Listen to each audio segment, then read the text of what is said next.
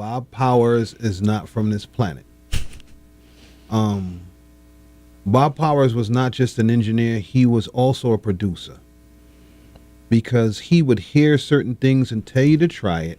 And I'm not the easiest person to actually engineer for or record at that time. It's different now with, everything is digital. But back then you're punching in Right. or you're splicing tape. But Bob is sitting there saying, okay, here's what we're going to do.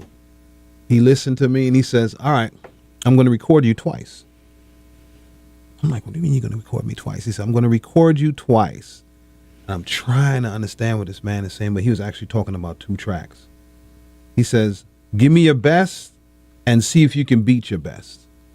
And I give him my best, and then I'm saying, see if I can beat my best. But while I'm doing all of this, he's actually recording me in places where he thought wasn't audible for people. Now that's smart. That's back then. And he's just like, okay. And he's erasing and cutting. And he said, come in and hear your verse. And I'd listen and I'm like, oh, that's very, but he's putting everything together because he knows the verse because I said it so many times, but he's just like, all right, I just wanted to make sure certain things were audible. Now, to actually have to go into a room and see nothing but reels is crazy because first and foremost, you have, let's say Jive Records.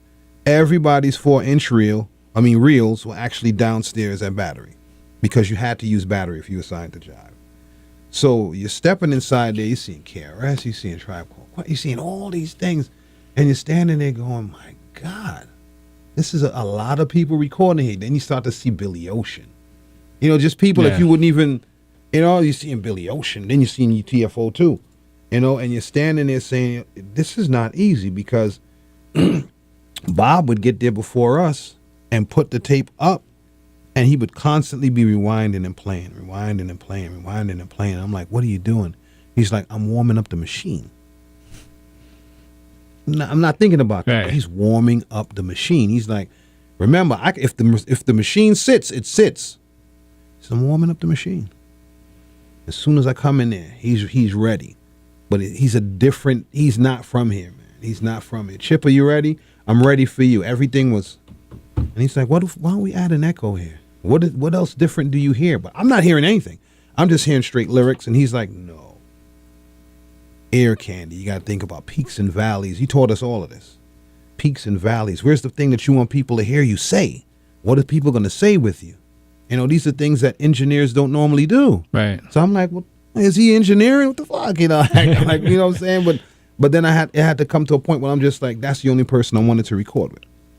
Bob Powers. And within that time, no one really wanted to record without Bob because of his input. You know what I mean? So, and those times it was crazy because sometimes you'd get an engineer whose cuts weren't too precise. You know what I mean? And you can hear it on the tape because sometimes when people would connect, they connect with a regular tape, and then you'd hear it and be like, nah, dude, I heard that from within the track. It was crazy. But you had to have that right person, that right engineer that loved his art, loved the art form, and wanted you to do good. Because there was some people that used to come in there that just wanted to check. Right. And you can tell when you listen to a Bob Powers session and their session, or Bob Powers mix and their mix. Bob would mix before you come there. Like he'll say, all right, I'm going to start mixing your record at 3:00. I need you there at 5. Wow. Right? So I'm like, well, why you want me to come in at 5? He's EQing everything. Kick, snare, your voice. So when you walk in, all he's doing is pressing play and you're listening, saying, this is incredible. He's like, no, I want you to look for what's wrong. He's like, I just EQ'd everything for you to hear. Now, what do you hear that's wrong in it? And I'm like, well, you can bring my vocals down, my doubles is too loud. Doubles is too loud. You can bring down the snare, blah, blah, blah. And he's like, all right, we'll leave the room. The track would be mixed. It's only vocals that he'd be dealing with when we get there. And the track would sound huge. And we're like, dang, I want to do my verse over this. Now you're actually hearing how, what he can actually do to the track. So big up to Bob, man. That's the alien. Him and Skeff.